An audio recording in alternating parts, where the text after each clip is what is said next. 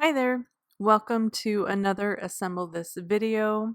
I have so much to share today with these three beautiful floral cards and a fun, easy Copic coloring technique.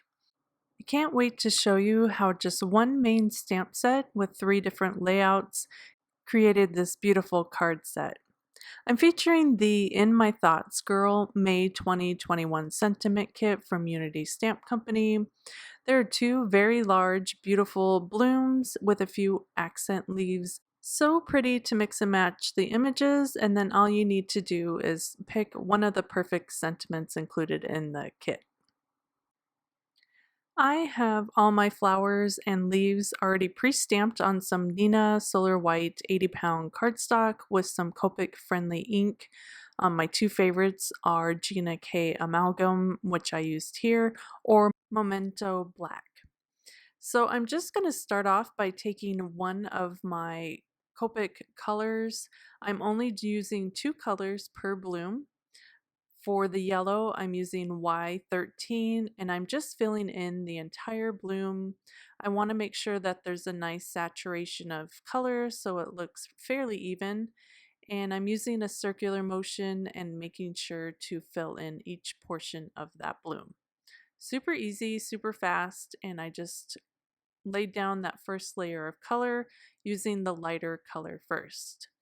Next, I grabbed Y15, and all I'm going to do is create a bit of a shadow, and I'm doing that in a bit of an arc motion. I'm following the base line of the petal, and I'm doing each petal separately, outlining that, and then just filling maybe a third of the petal in with shadow. It'll be easier to see with these larger blooms here. So first I just trace the edge of the bottom of that bloom,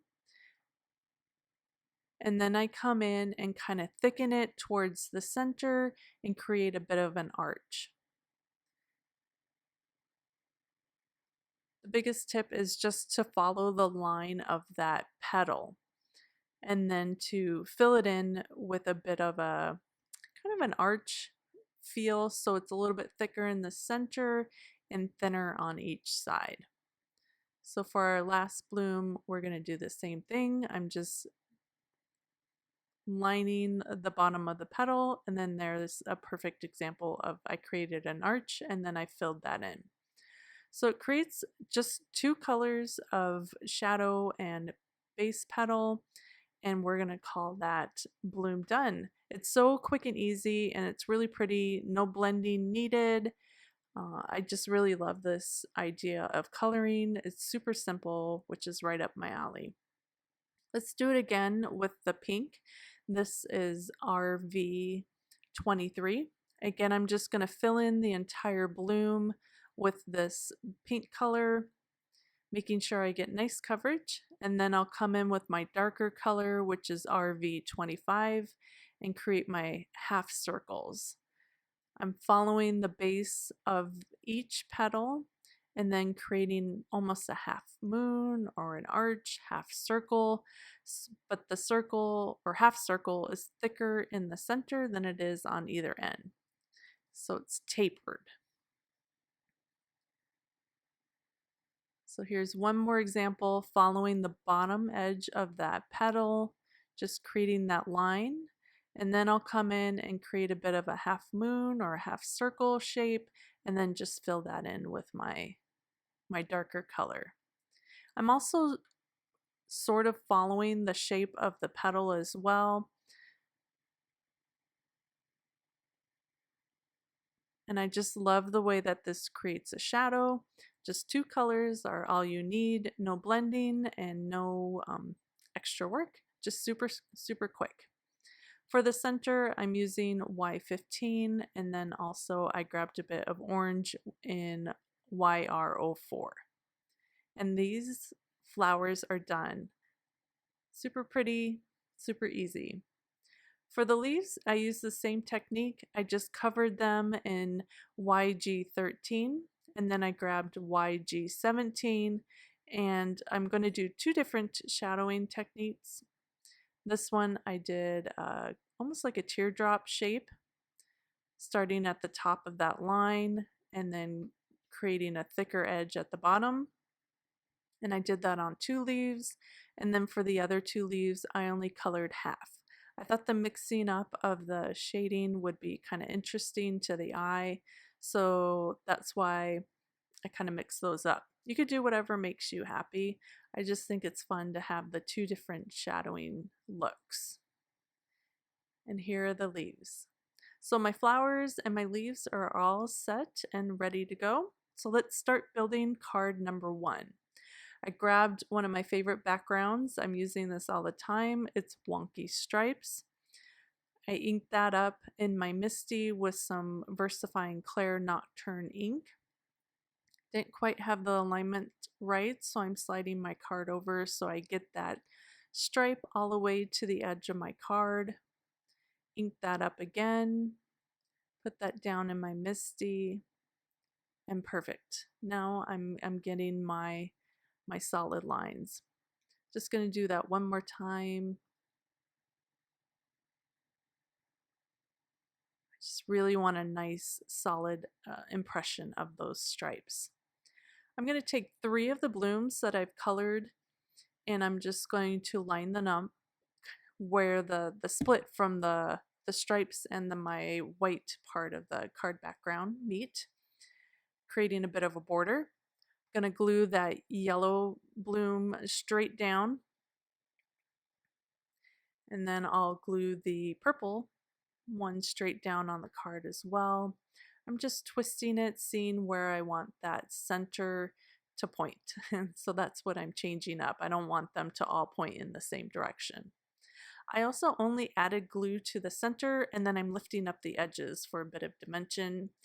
For the pink, I am going to pop that one up, so I'm doing the bending now, just kind of lifting up the edges so there's a little bit of lift to them. Grab some foam adhesive and then tacking that bloom down right in the center. Next, I'm going to create a bit of a banner sentiment. I'm using the happy birthday sentiment in this kit. Just notched out the end there, and then I'm going to grab some foam adhesive to pop that up so it's at the same level as that pink bloom.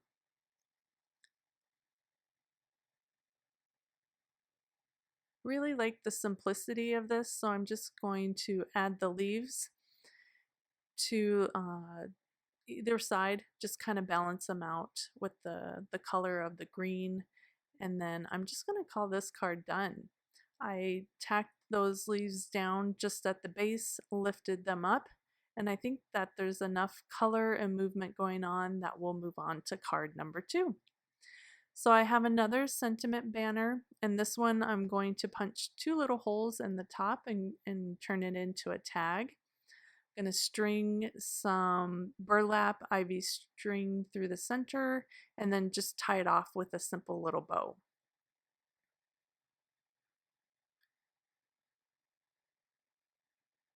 And I've got that down to the size, about to the size that I'll want. Next, we're going to add our flowers, and I want 2 levels for the flowers. So I want that big one straight on the card, and then I think I'll tuck the tag in behind the small one. So I'm going to do the same thing, just add some tape adhesive to the center of that bloom, and then lift up the edges so it has a bit of dimension to it. The smaller bloom I'm going to pop up with some foam adhesive. So I already lifted those edges, and then I'm just going to tack that down when I have a good idea of where that placement is. Just like that. And then the tag I'm going to also pop up with foam adhesive, just like the idea of it being kind of popped off the page. And we'll tuck that in behind that second bloom.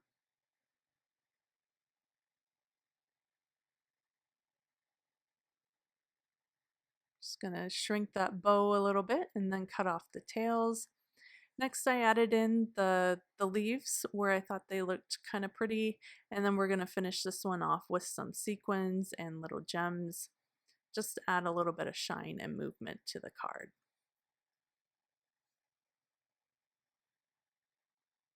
Great, now for card number 3. I'm super excited about these Say It Big dies. I love the way that they match the Say It Big sentiment, but it's in die form. So I die cut out that birthday sentiment on some copper foil cardstock.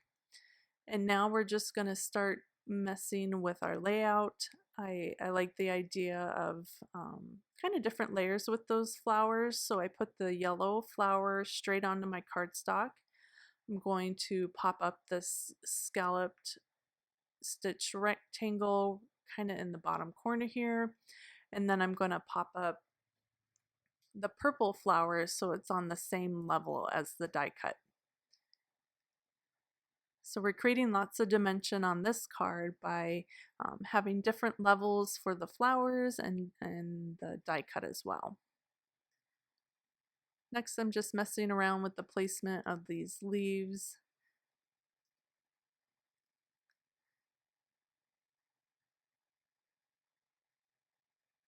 We're just going to tuck this guy in and behind the purple flower. My foam tape kind of got in the way, so I'm trimming that down so I can just kind of slide that into position there. Super, again, the tape is only at the bottom of the leaf, so I can kind of lift up the edge so it has a bit of dimension. So this die matches the Say It Big sentiment kit, which is a stamp set. I used the happy from that kit and I stamped it onto a little banner and glued that down to the side here. Next, I'm going to add a bit of glue to the back of the die cut. Just a light amount is all it needs. And then I'm going to place that into position. What's nice about the liquid glue is you can kind of finagle this die into the perfect spots and kind of line everything up. And then once I have it in the spot that I liked it, I used an acrylic block just to kind of tap it down so it got a nice adhesion to the card. So let's take a look at that first card again. I just love those bold stripes on the side of the card to create a bit of a backdrop to those large colorful flowers. For the second card, it's just really simply sweet. Lots of white space and those bold pink flowers just pop off the page.